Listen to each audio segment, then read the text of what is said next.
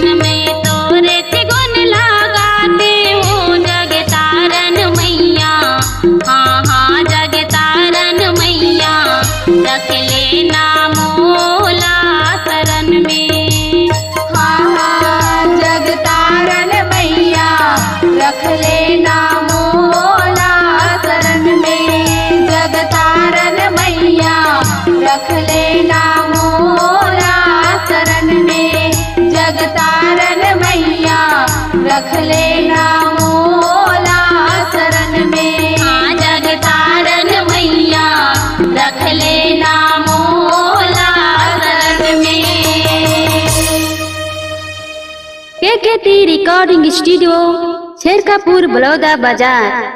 Audio video व प्रचार प्रसार रिकॉर्डिंग हेतु संपर्क करें।